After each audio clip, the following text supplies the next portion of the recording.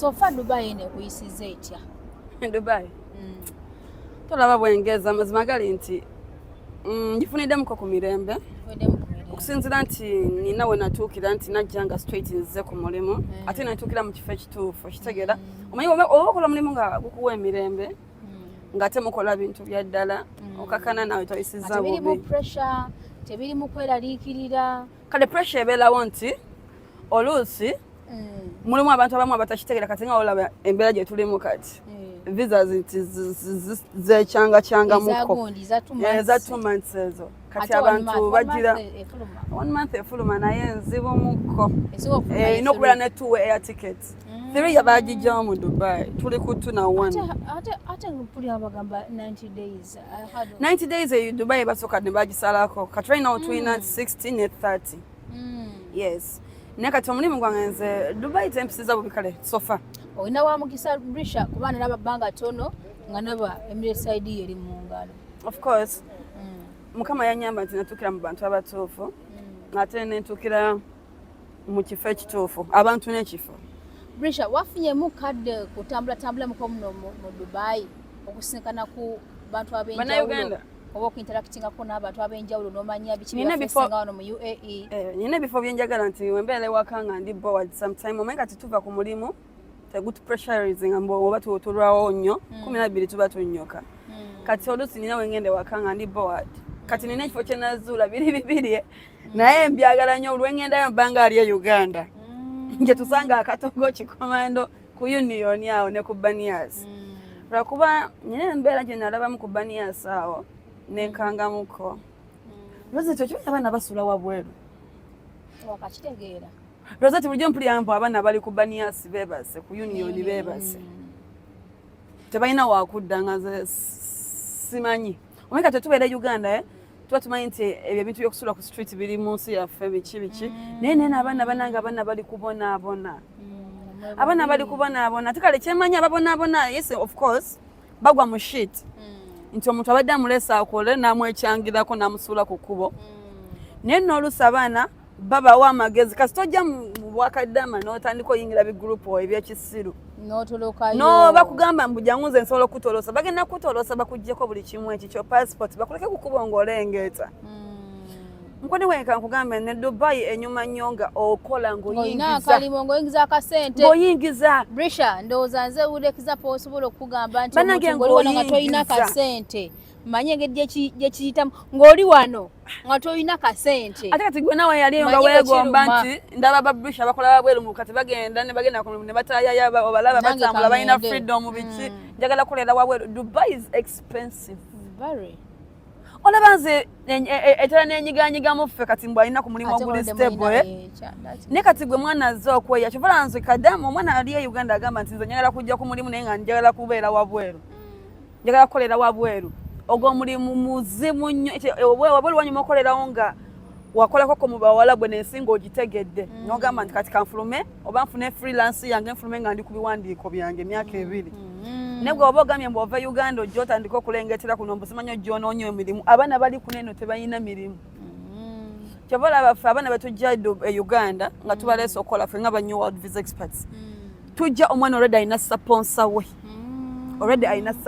we agenderawo ku mulimu temulina omanya mu Dubai oba ofunye akalimu ko kakwata okanyweze kakwata okanyweze abaana bakola interviews buli lunaku naye nga babazzayo buuza mugende tujja bayita woba vudde Uganda ng'omuntu agambye omulimu weeguli ng'omwesiga kati ngaffe nga tukutambuza jangu okole totoloka temugenda nnyo mu bigroups bannange bantu bangi bali muno mu Dubai bawabya abaana babawabya abaana bali ku bikubo beetunda si buli omu mbu takyagala wala bajja nga bagamba Brisha nze njagala kujja kwetunda abaana babamu babigamba njagala kujja kwetunda n'omugamba owange olina abaana bali bakutuukiddeko nga bakusaba okujja okwetunda bangi nti obajja Uganda ye nga kyayagala bajja wano beetunde ye nga kyayagala kyolina omanya abaana bangi ku street beetunda naye mulimu n'abatayagala nga bakibayingiza tebaagala just lwakuba peer groups bamutoloza ne bamugamba wabweru waliyo eggezi kumbe teri kisegera so kati obagamba oti abo abali e Uganda bagatwala kujja kwetunda tuleete abagala okujja kwetunda buli omu abaako nekyayagala ngamba obaleeta oba abagala okujja kwetunda no New World Ereta abana nga bajja mu biyumba si mwana kujja ku kikubo kutandika kulengeeta kugamba nti Brisha ye yandeeta ndi eno ndi kwetunda. No. Tuleta ba maids, ba cleaners, tuleta ba nani, tulina ba home drivers. Okitegera? So byebyo nze kinyinza ogamba abana abali nga goli Uganda First of all nga tonava waka Uganda nenya mu Dubai ngomanyi kikyoyagala. Va Uganda ngomanyi nti ozze kukola naye wajjano n'oleta amalala. Dubai is not for the weak. It's only for the strong people. Strong people. You get it? If you don't get it, forget about it. Nyondo ngonyi. Olemedde mu Dubai ino naawe. Ati nemedde mu Dubai okuba. Wamfumbirwa kwegamba wakola muno family yo. Badde kikuluma. Fumbirwa. Omanyi buli muntu tulina kubala. Mubala ki mufumbo balayo. Ate balayo ki. Mwana ngenda funayo ekisajja kisasulenga akatanda. Godirigira mu bapatani. Brisha Kash. Abapatani nabagobye. Ene tuddeko ku side eyo Brisha. Bagamba nti abasajja abakyala b'abapatani bale bawera nkolokooto. Sinnakindi. Bajja kusibya ku poliisi abasajja b'abandi bali mu kuzannyirako. Ekyewunyisa yemma nkwata video abantu abansanga already ndi shootinga bebagamba put me video shoot me put me want to be video same you. Sometimes we are on interview tulimu n'omuntu ne bajja ne bagamba ne bajja ne najja nayingira n'abakuyandika okwo. Omayize ndipa abantu opportunity wansanga shootinga ngana yayagala kubeera musimu kase. Mugamba it's okay come shoot. Anyway, one word is enough. Ngonyirira Nyondo Glimu. Wagala tukole ku kizigo kya Nyondo Glimu. Onja Samira. Soko chimpe nyirireko ngagwe. Ndoke nange. Soko tukole ki? Kunyirira bulungi bati. Tuyina okwongera mu kibulamu kati. Kagamba yagala kumanyira.